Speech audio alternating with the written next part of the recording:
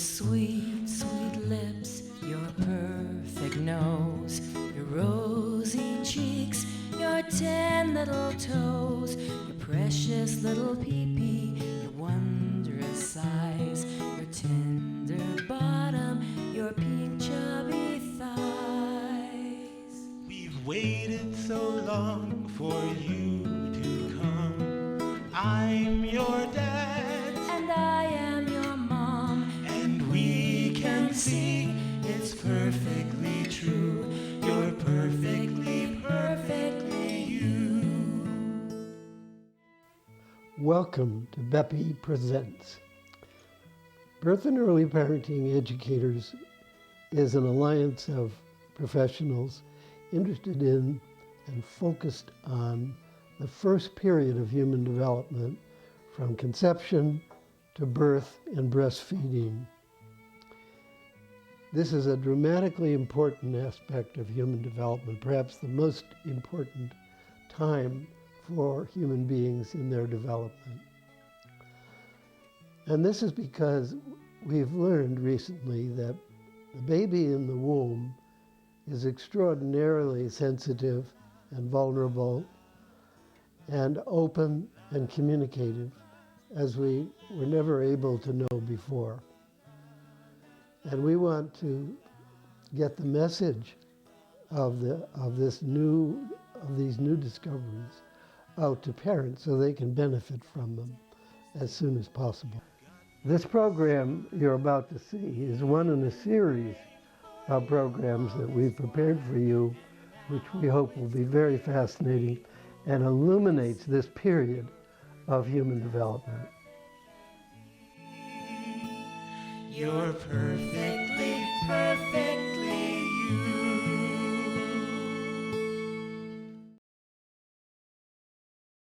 My name is Amber Hartnell, and I am a voice for the potential that we have in birth and life to open and allow the creative force to dance its way through us.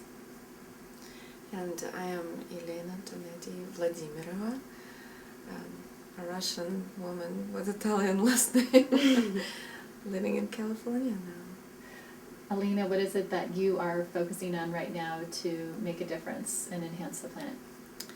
I am working for the last 27 years on promoting the information for women about conscious procreation.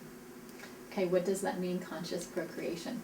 Conscious procreation means that we take back the art of people making back into our hands. We as a species have a pretty poor track record recently with the way we bring in new people into this world.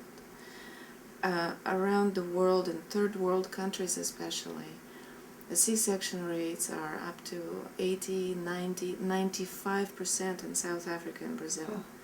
It's staggering, it's sad, because it has vast implications on the quality of our life. It's not just about birth. Birth was never just about birth, because the way we're born defines the way we live, really. But that includes not only the birth itself, also the way we were gestated throughout 9 months of pregnancy, also the way we were conceived. It turns out that everything that we experience from the moment that our soul took that commitment and willingness of embodying in this three-dimensional reality, which is sometimes it's few months before the pregnancy, before the conception. Everything that happens with parents affects the way this person will live, experience owning the body. So that's how our civilization right now, in the state that it is now, is reflecting our birthing practices. We started losing our ability to procreate peacefully, gracefully, in dignity. The way any cat knows how to procreate. we lost at some point, and I think it's something with acquiring developed cortex, something to do with ability to hold on to stress, something to say about our ability to be in fear, experience the actual specific cumulative amount of stress hormone in our bloodstream. Maybe when violence, aggression was introduced into the species. See, normally species don't kill their own.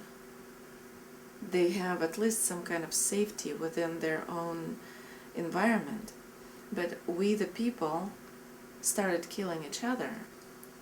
What we do know is that when the stress comes in, cervix locks. And during the labor, it's very hard to deal with locked cervix. The normal way all animals do it, they go into deep silence, deep privacy, into very, very, very physiological state of being. And the reptilian brain does the reptilian brain part of our brain does the opening. And when the stress hormone hits the bloodstream, the cervix locks. It's the mechanism that nature designed to assure the survival of the species. Imagine if you are a deer and you're giving birth in the bushes, and there comes in a wolf or any other kind of predator, a lion. So you have to close the door and be able to run for your life and not drop the baby. So how does that transfer to what's going on with women right now?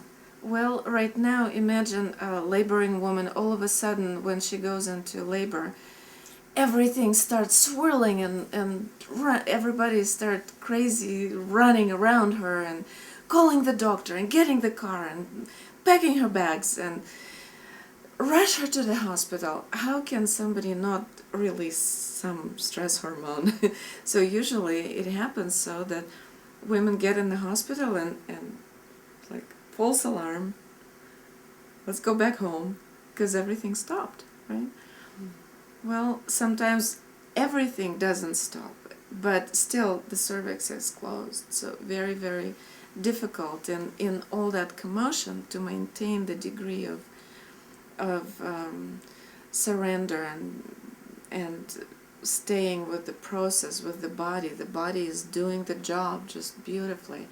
Only about 5% of women really need medical intervention and help. But most of women are absolutely capable of staying with it and doing it themselves without having to be numbed, drugged, split, cut open, have the whole team in surgery masks, expensive equipment, blazing lights, all the surgery emergency environment. Giving birth is not an emergency. The same way going to the bathroom is not an emergency. Digesting food is not an emergency. Giving birth is done from the same place from which our cells keep pumping the blood. Even if a woman is in a coma, she continues her gestation.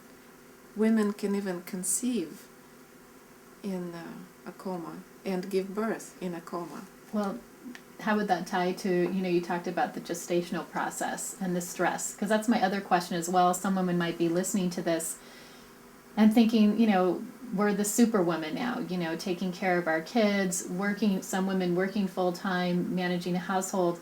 Some might be listening to that and thinking, especially those who are thinking of having more children, it might even cause more stress to think about how do I let go of that stress before conceiving another child, because it definitely puts a lot more burden or responsibility for the life that you're creating. Does that make sense? Yes, and it is a big responsibility. If a woman does not understand that it's a big responsibility to bring in a new child, well, maybe she needs to wait a little bit. Or do something, research, find out. It's a biggest job a woman will ever run into. Giving birth and raising a child. Really, the sooner she will get that, the better. And there is a lot that can be done during. Actually, it's better to do it before conception. That's where the concept of conscious conception kicks in. That preparing for conscious people making is a big part of the whole point of view, how much our formative period is affecting what kind of quality of that life will be. So how to navigate the energy and stay relaxed in our stressful world, that's basically what the preparation is all about. Now, did you do this work with Amber, who's sitting next to you, and actually tell me about the story and how the two of you connected with each other? Actually, I think we should backtrack. Yeah. Because the way that we met, I was actually 3 months pregnant when we met briefly in a parking lot, but actually connected when I was 3 months pregnant. And she came to Hawaii to assist a dear friend of mine's birth, who had asked me to be a part of her birth. So I was actually 3 months pregnant in the tub the whole time with my sister giving birth, while Elena was there supporting, and we connected then and really recognized each other as a deep soul kinship, but really her really feeling like a mother role to me and a daughter role. And I lost my mother when I was young, and she would be her age, and she lost a child when she was young that would be my age, so it just fit naturally. So we really connected and recognized each other instantly, and I was there for the birth and actually participated in her workshop at that time that she gives to prepare couples and individuals to clear their limbic imprint, their birth imprint, and be prepared to birth in an easeful way and live their life free from the conditions that we set up from the moments that we first enter into this plane here in these bodies. So that was the beginning, and so we remained deeply in contact through my pregnancy, and her work was always just naturally aligned with mine. And I received, in the beginning of my pregnancy, I received the guidance that I was really meant to not fill my head with information about birth, that I wasn't to read books.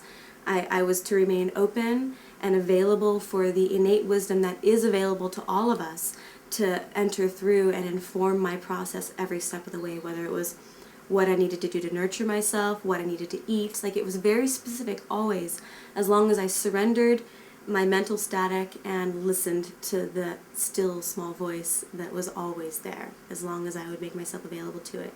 And so that applied for the birth. So really, you were asking, what it was that, I was doing, and it was really a way, there's a fundamental way that I've learned to relate with life and reality that's been learned over time, but very natural. And that is really learning how to quiet that static, to quiet the voices and the outside expectations that would dictate how I would respond to anything, and to learn to trust my knowing, to trust the movements of my body, to trust my instincts, my intuitions, even beyond what I logically understood. So over years of time of going through this process of overcoming my self-doubt, I've learned to trust that and move with that infallibly. So in birth, and in pregnancy, I really approached it that I can allow this force to move through me in the most natural way, and I can surrender into it, and I can trust it, and I can allow myself to be carried by it. And, I specifically had articulated in the movie that, in birth, I experienced it all as just sensation. So, we do have the ability to command how we experience sensation. We do actually have a choice. People think that they don't have a choice, that pain is pain and pleasure is pleasure, but actually it's really how you choose to translate it that determines what it is. And that's how people can walk over hot coals and not get burned, because the power of their command over what they believe creates their experience. So in birth, rather than contracting with the intensity of sensation that would occur in what people call contractions, I called rushes, because they were huge rushes of energy that would occur. So rather than contracting and resisting the force and moving away from it, I actually would expand into it and move my attention towards the center of intensity, because there's always an epicenter of intensity of sensation. And if you move towards where it's most intense, you can actually keep moving towards the center of it. And it's like moving towards an infinite center, which you never actually reach. You're always dancing it and meeting it fully with your presence. And in doing that, there's an alchemy that happens where it can actually start dissolving and can become anywhere on the scale between neutral to pleasurable, because it is such intense sensation. If you can fully release into it, for me it was the most intense pleasure I've ever felt in my life. And it actually really initiated me to a whole new level in my nervous system, where since the birth I experienced more ecstasy and pleasure in the most simple mundane activities than I've ever experienced in my life, because it did upgrade me to a whole nother level. So yes, I sustained and I experienced a sustained kind of ecstatic state for about 10 hours. My labor was 12 hours. And really in the second half there was more very distinct rolling orgasms that occurred that were very overwhelming. But it was really a sustained state of ecstasy that I was carried through the whole experience.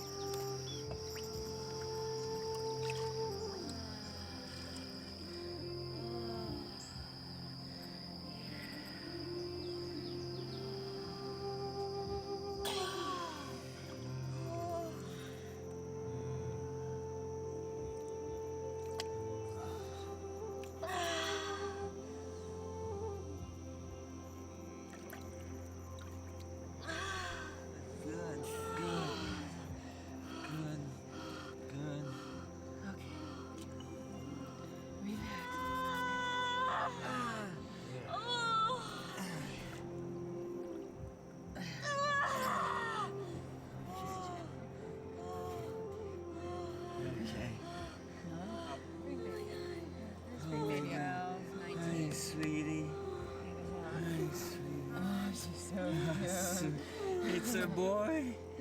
It's a boy.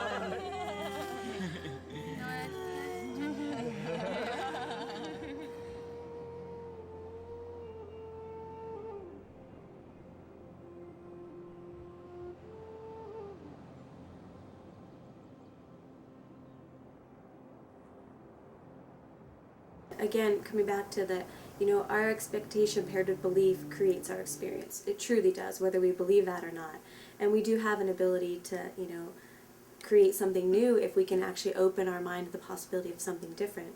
And when we can view a model of somebody actually experiencing that, it actually can change the wiring in our brain to create a whole new pathway that we can then traverse if we choose to open up to it.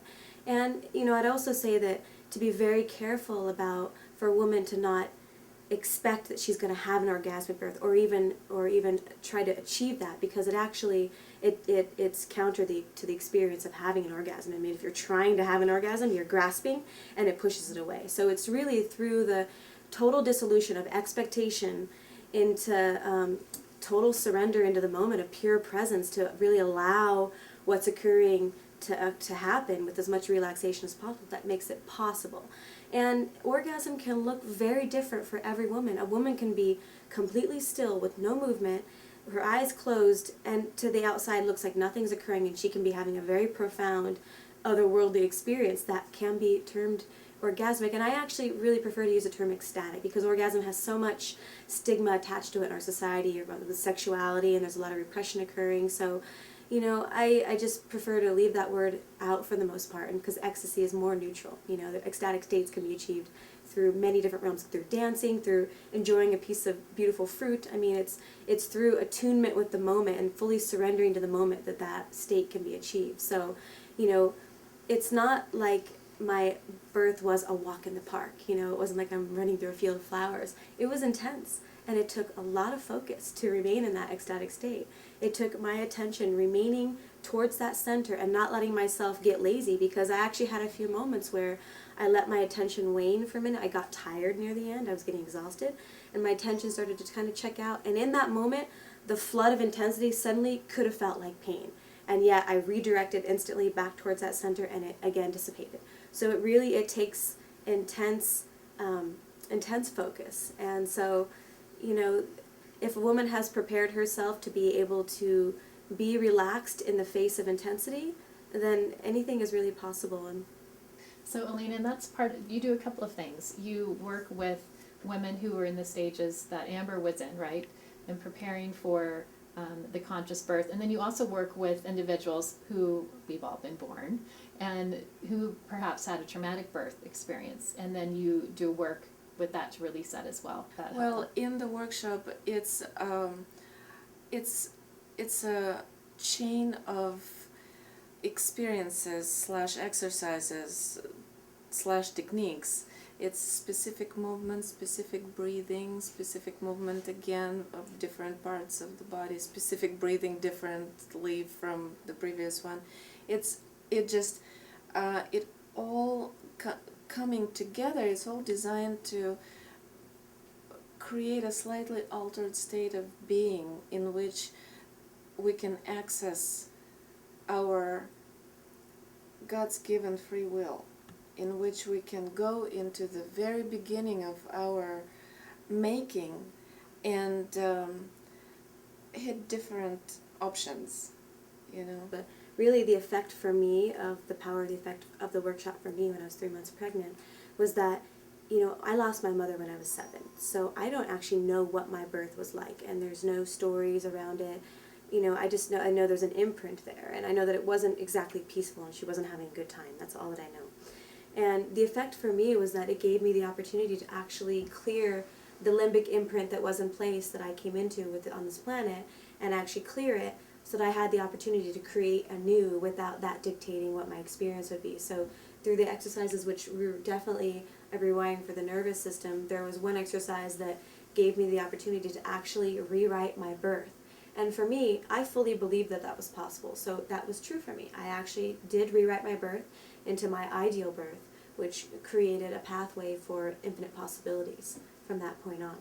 Want to mention our little ritual of Yes, adopting each other? And we did separate than the workshop, where we recognized our connection of the mother-daughter connection. We were in Hawaii, and we were there with several others of our friends, and we were in the water in this tidal pool, and they made a tunnel in front of her between their legs, and I got behind her and she spread her legs open, and I actually swam. This wave came and I swam through her legs and through the birth canal back into the world, and was really reborn in that moment of my choosing, with really appreciating and receiving the mother in my life, and the nurturing mother, which had been so much missing.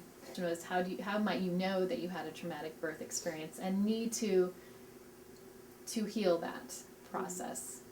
Well, the surest way to know is just look at your life. Are you living to your full potential? If there is something that is holding you back, it is a good reason to look at primal time in life to see. Basically, what I understand, that when anything that happens more than twice, some kind of pattern in the experience of attracting the same kind of crappy job, or not a perfect situation with a spouse or a house or whatever, that if your dog bites you all the time, it's like there is all kinds of signs that we can look at and see the pattern. And if there is a pattern and something that is holding me back, something that does not allow me to feel completely fully engaged in living my life to my fullest potential, it's a good sign that there is something happens, some kind of sensory overload, pain, abandonment, my needs were not met the way they needed to be met. So that's basically the symptoms of less than ecstatic birth. And so for people who participate in a workshop like the one you offer, what are some of the results, and what are some of the stories, in addition to Amber's, about how it's impacted their lives and enhanced their quality of life? I have a website that has dozens of testimonies, and even a video clip of people participating in my workshops. It's birthintobeing.com, and a sister site, birthasweknowit.com, where people can go and just watch what it actually looks like to give birth in ecstasy and integrity. And people say that even from one workshop, it was a turning point. Their life is never the same. They just full of joy and energy and feel renewed, because we go into the very beginning, you know, to the point where the soul took a vow to incarnate, and we go into a new experience of being conceived in love, being gestated in respect to this process, and being born the way a person actually wants to be born at this time in their life. And it does, and then I have stories, people say, I had this feeling of the milk pouring down my throat from my mother's nipple for like weeks after the workshop, because it's done in slightly altered state, and they actually have physical sensations of being born and looking into the mother's eyes and being lovingly held and nursed and just being welcomed, being gently, lovingly received and welcomed and seen, respected, appreciated. How many babies have that precious experience? And the thing is, babies are very, very sensitive. And this obvious thing that I'm saying right now is a great news for the most of the world, because babies were treated as completely insensing, unconscious pieces of flesh. Even open heart surgeries were done on babies with just paralyzing agent to keep them still and quiet, but no anesthetics, because it used to be believed that anesthetics are not good for babies. Well, guess what? Slicing them open without painkillers is not good for babies either. They are not numb. In fact, they're in some study I read that they're about 150 times more sensitive than we are, because all their nerve endings are still, you know, brand new, not dulled and you know, by the harsh environment. They're extremely, extremely open and sensing everything, even bright light or other people's sorrow. You know, they're sensitive to the energy that walks into the room. If there comes in an adult full of stress and anxiety, the baby can feel and start crying, because it's like something really big and scary is approaching. And what do? We communicate, you know, stay away from me. On the bigger picture, how does the work that you're doing impact and enhance our planet, you know, with all the craziness that's going on right now? Well, I hope that it's affecting it in very real, very big way, because I am doing these workshops for so long now.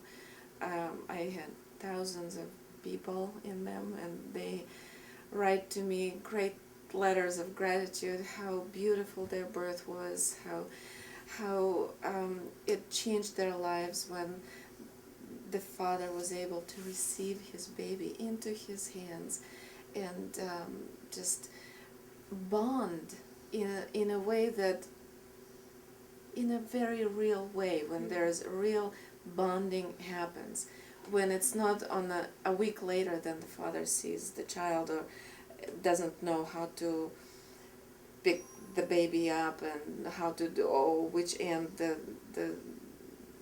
the elimination is gonna come out. You know, there is this moment when a lot of fathers are so unprepared and so are not in touch with the whole concept of having a child, and that's very difficult for a baby not to have that father's father's side of the family. So I have lots of parents writing to me about opening up to a very cosmic meaning of bringing a new child, bringing a new human being, that it's not just their baby, it's they become aware of being some sort of a portal, you know, some kind of co-creative process of bringing in, creating a whole new person, you know. It's something to be said about it. It's not creating just another, you know, poem, which is also a beautiful act of creation, but it's creating a whole new human being that did not exist before. It really, really is a miracle. And parents really need to understand and be completely, fully present for that miracle. How would both of you describe natural childbirth? What does that mean nowadays? Well, first, wow, how would I describe natural childbirth? Well, for me, just what comes to mind is the allowance for a woman to be able to listen to the guidance, to be able to move her on the path of birth, because all the information is intact and there if a woman is willing and able to surrender into it. So to me, that's what natural childbirth. Now that can occur really in any setting. It's more likely to occur in a setting where the woman feels completely at ease and comfortable in a home environment, or in a natural birthing, like a natural birthing center where they have different resources available to them, like water to get into when they feel that, or balls to utilize. You know, it's definitely, as Elena had mentioned earlier, it's going to be far more difficult in a hospital setting with bright lights, hooked up to IVs, with people who are insensitive to the woman's needs surrounding her. That's going to be unlikely. It's not impossible, just unlikely. So really creating an environment that fosters a woman feeling natural and relaxed, whatever that may mean for her. I would say that natural birth is sort of, I am moving towards the term conscious birth. It seems like that's the more important emphasis. Even if it's conscious C-section, when the need comes and the woman needs to have medical intervention just to save her life and her baby's life, she still can have a conscious birth.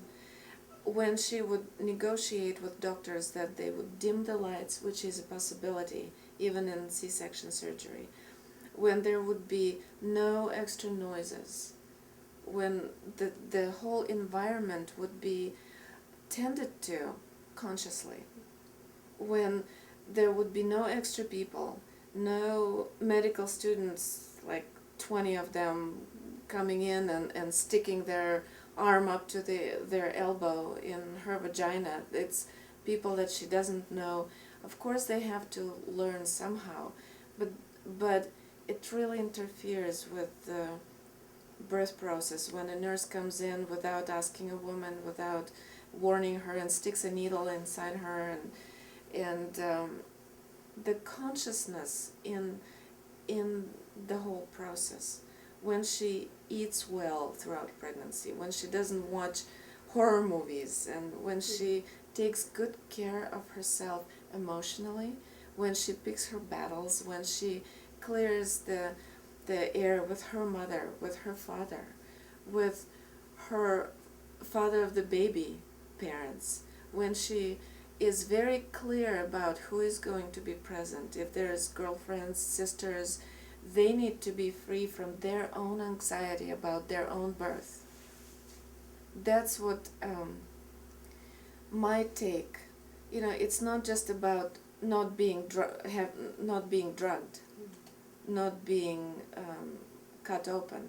It's a whole different approach when, yes, no drugs, no surgeries is, of course, it is a natural birth. That's the number one definition, when it happens naturally, without anybody coming and interfering with the process.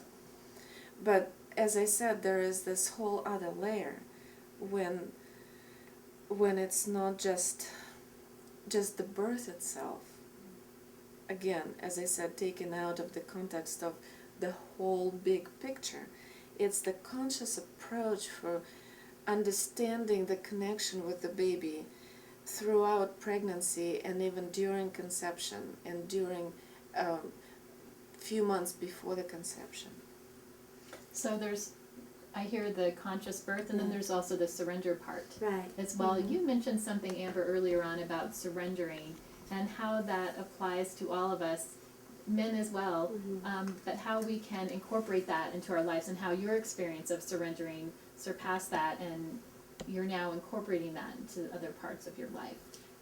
Can you tell us a little bit about well, that? it was already incorporated before the birth in my life, and yet, as I said earlier, the birth initiated me to a whole nother level of my own inner knowing and trust in myself and my ability to really access what's available. So it's incorporated to a whole nother level now and continues to open up new petals, unfurl constantly in my life. But it's really the fundamental ways that we can really relate with what is, if we are willing to actually really meet the moment, no matter what's occurring for us. I mean, it might be something that's coming our direction that we really would prefer not to interact with, yet if we can remain as present as possible to it, then it actually allows something new to be formed from that moment. So it's like when we really meet the moment and surrender to what is and remain connected to ourselves through navigating whatever that may be, then there's just new possibilities that open up for us in the way that we can live our life and experience life. Because when we're able to do that on a consistent basis, we start to notice that the circumstances around us actually change to adjust for how we're relating with them. So when we're living our life in a very surrendered and present way, then it's interesting to notice how more grace occurs more easily. Because when we're resisting what is, we actually will draw more of what we're resisting towards us. So it's a fundamental shift, a very distinct shift between resistance and surrender. And it's very subtle, and it's occurring in every moment all the time. And I notice in myself, even with that awareness, I'm always having to navigate and sometimes I'll flip-flop back and forth. And yet I never go too far off of that center point because I've gotten that center point reference very strong after all of these years. So for me, that's a huge one, and I'm so thankful that I'm finally in that place, because I feel honestly now that anything can come my way and I can be there for it. Like, I can really meet anything in my life, no matter what it is, no matter how extreme it is, that I can sit there and I can really be there with it and allow what's beneath it to emerge. Tell me a little bit about, I want to go to a different topic. Let's talk about water births. I was involved in conscious birth movement in Russia since 1982, and I was one of the people organizing those birth camps at the Black Sea, and so many babies were born there. I don't know how many. We never did a head count, and when you're at the camp all summer for 4 months, and people are coming and going and coming and going, and they're camping in the nearing lagoons too, not just in that one lagoon. So it was really hard years later to try to figure out how many people exactly. Pregnant women taking a camping out there. Yeah, lots. So together with one other organizer, Tatiana Sargunas, we were once sitting on the phone for hours trying to calculate, and we gave up on that. We never were able. It's in the hundreds. That's the closest we could come up with how many babies were born in the open water at the Black Sea, with wild dolphins being very, very close. It was a very shallow lagoon, so dolphins could not come any closer. They have to stay where they can swim. But their songs, their sounds, their playful jumps and interaction for hours at a time. It was there, even given that they were wild dolphins that never had contact with people before, only with Soviet fisheries, those big scary ships. And we were the first human contact that was treating them with respect and doing our best to communicate in the meditation and connect with them and invite them and just sit there on the rocks for hours to let them know that we're not there to hurt them. And you were working with the doctor? I was working with Igor Cherkovsky, the man who came up with concept of water birth in the early 60s. He was not a doctor. He is an honorary doctor now, but he never had any formal medical training. He was a swimming instructor. And he is one of dolphins, but has a human body. You know, when I watched him swimming, he was swimming at the speed of dolphins when they were hunting. Without any fins, without any gadgets, he was just right there with them, and it's like, wow, that is not anatomically possible what he was doing. So he had this idea for, I mean, how did he get to this idea of babies being born in the open Well, sea in the lagoon? I also have the whole story in writing on my website, birthintobeing.com, in articles. It's a long story, but to make a long story short, he had a premature daughter born that was given to him to take home to die. And being a water merman, when he brought her home, he placed her in the water. And she was kept in the water for 24 hours and nursed in the water. Her mom was going in the bathtub with her. And she lived in the water for a few months. And by the time it was time for her to be born, not only she was alive, she was actually exceeding in all the parameters that they were measuring at the time. Mm. So for a few years he was pondering what would happen if the child actually would be born in water, like whales and dolphins do. He was always fascinated by whales and dolphins, holding them as far more intelligent than we are, considering that they're not getting a gravity concussion when they're getting born out of the water in the open. And he was saying, well, look at the egg yolk.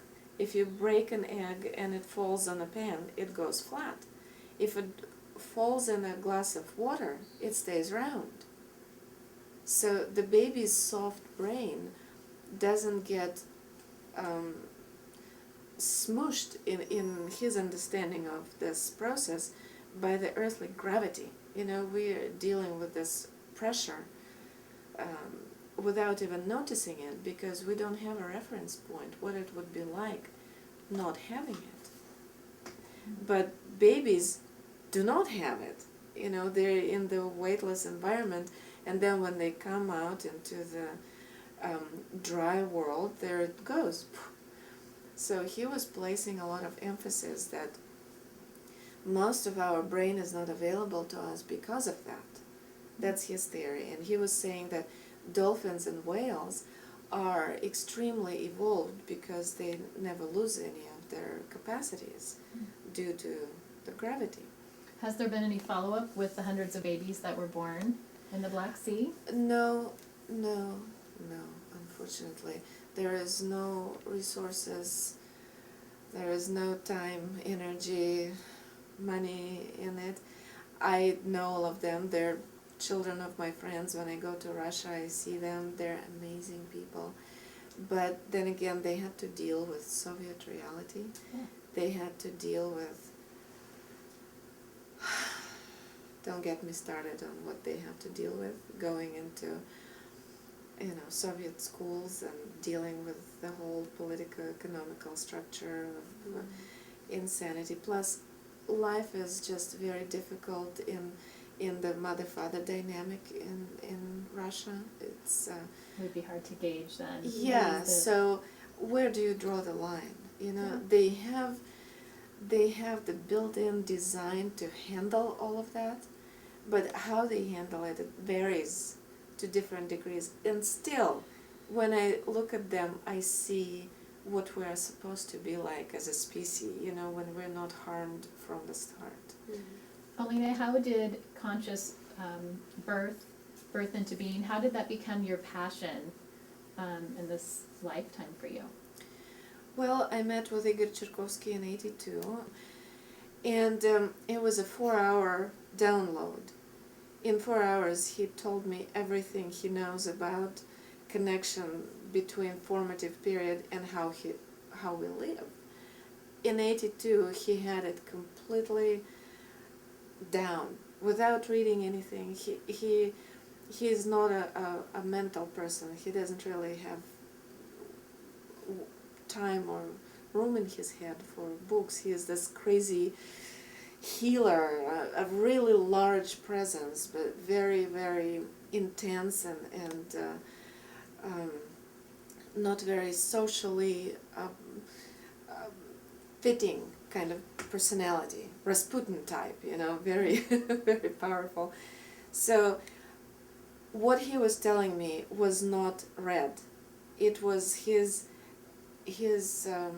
understanding of the way life works, and on top of it, nothing was written about it in Russian at that time.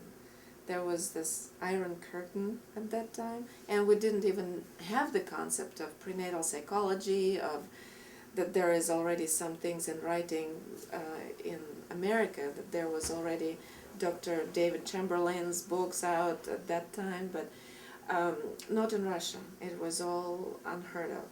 So in 4 hours, he completely gave me a transmission of the impact the birth has on the way we live. And I was sitting there stricken with the whole understanding, oh my God, all these games that we're doing, it's just, to fix the problems, to make us more comfortable with that quality of living, to deal with complications that we cause because we're just not born well. If we are born well, we don't create that level of chaos. We don't have that level of aggression and fear-based mentality. Babies that are born well are kind. They're compassionate. They are absolutely don't have a need to inflict pain on their friends, on their neighbors, on themselves. They don't have self-destructive patterns in their behaviors. They don't come here for pain. They come here to play, to enjoy being in the body. There is no accident that every cell on our skin has a pleasure receptacle. We're wired for good life. Remember, we're gonna have to wrap it up shortly, but how would you describe your water birth? Do you have one child? I have one child, yes. Well, my labor was a total of 12 hours, and for the first 6 hours, I was actually in my home.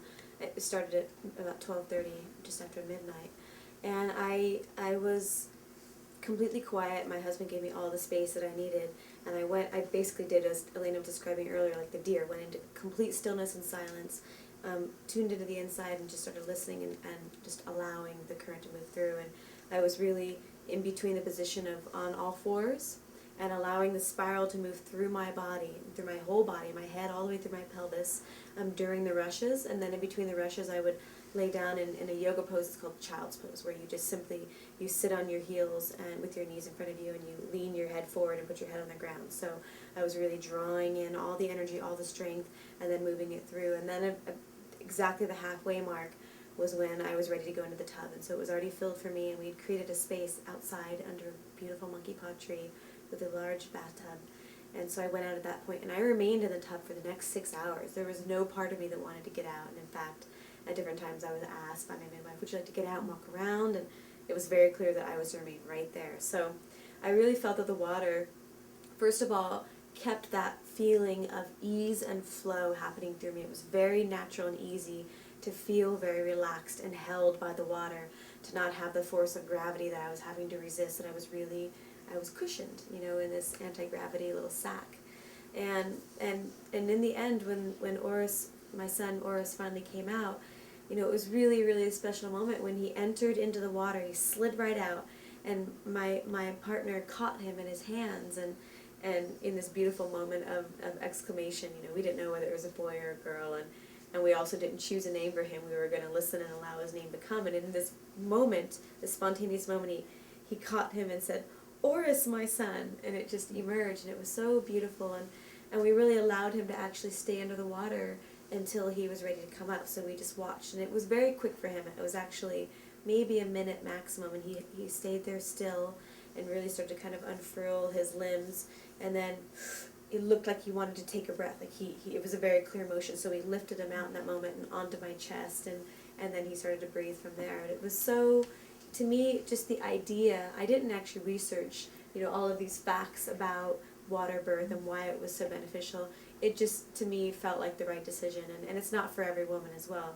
But really, for me, that's the part that seemed the most fitting was that the child grows for 9 months in a sack of water. And it seems like the most natural, easeful transition for the child to go from a smaller body of water into a larger body of water, to expand into that before actually entering our atmosphere, and then, which is a whole new set of senses that are suddenly activated. So to me, it just seemed like, again, I was going for the most gentle, natural way of this child emerging in this world that could possibly be. So there was other aspects to that as well. And you filmed your experience. We did. And now it's been broadcast all over the world. So why? And that's very vulnerable to do that. So what are you hoping will be the impacts of sharing your story and having it televised? Well, I'd first say that, we had filmed the birth not ever intending to share it with anybody. It was really just for us to have in our archives to review and show our son later. And when, at 2 months, my son was 2 months, and Elena and I were having a very casual conversation about my birth experience, and she said, "Hey, I happen to have a camera in the car. Do you mind if I film you?" And I said, "Sure." So from that is when she asked if I could then she could use my footage in her movie, and I had a moment where, of pause and moment of resistance of like, wow, that is the most intimate moment of my life. Like, how do I feel about sharing that with the whole world? And after tuning in, I received that, if one woman witnessed me giving birth in this way and it actually inspired her to give birth in a way that was more gentle and a way of lovingly receiving this being into the world, then it's all worth it. Then that's okay. I'm willing to put myself out there, and fortunately the ripple has been much larger than that. So at this point, I'm just ultimately honored that I get to be in this position of sharing a new story of possibility, of being a model for what's possible, and not to create an expectation for those that feel that it's beyond their means, but just for those that are ready to birth in this way. Look, it's possible. And for that, I'm really honored to be able to share that, and any other opportunity that may be. Why is it so important for everyday women to hear stories like this? And especially those who maybe aren't going to have children or have already had their children? Well, it really, picture is worth 1,000 words. You saw the birth into being, right? Mm-hmm. Before you had your own birth. And Tatiana Sarguna is the woman in the birth into being that went into this experience quite consciously, because we only had 5 births videotaped, because all the other women did not want to share with the world. They just wanted to have it on film for their own archive. And Tatiana said, no, we need to find a few examples that we can really go for it and share with the world so women can see, because unless they see it, most of the women don't understand why place a laboring woman into the water.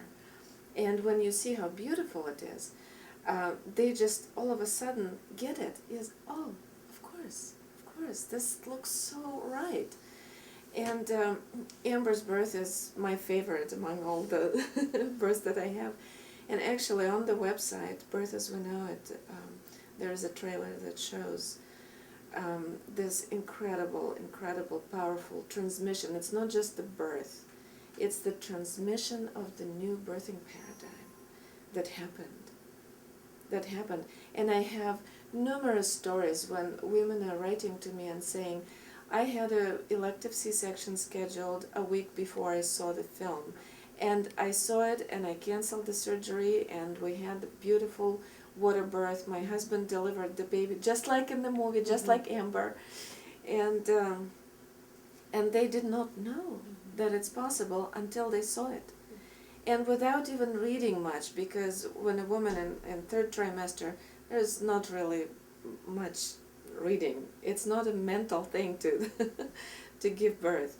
But when they see the image, just few minutes of watching it, all of a sudden it's like they snap off that mass hypnosis that they were under, that they cannot do it. And it is truly, that's all there is. It's some kind of form of mass hypnosis that women are incapable of procreating. And now I'm watching all over the world that women are so ready, so ripe and ready to wake up, because the film, without any marketing, any advertising whatsoever, I did not have any resources to promote it. It's in 56 countries. In 3 years of its existence, it just went like wildfire. It's translated into 12 languages by volunteers. People in other countries just, oops, I translated it. Is it okay? Yes, it is okay. So it's available now in many languages, and it's just making a big difference out there in the world, and I'm so happy and so proud. And Amber's birth is a highlight of the whole film. For both of you, what would your message be to women around the world? Well, my message to women around the world is we can do it. And even more so, we are the ones who can. We are the ones we've been waiting for. It's not up to our government to give us permission to be powerful. It's not up to our doctors to empower us and give us permission to claim our birthright. It's not up to anybody else. It's up to each woman to wake up and live her life. It's really that basic, that intimate. It's up to each woman to take her life into her own hands and live it. Live it to her full potential, fully engaged in her own life, in the life of her children, in creating those children. And really trust yourself and be willing to actually investigate the veneers that we've accumulated in this life that keep us from accessing our most intrinsic nature, which is naturally ecstatic. And, if one can actually really explore what's holding us back and be willing to look it straight in the face and move to the other side, we can be living an entirely new life that is really aligned with what we really want to be creating.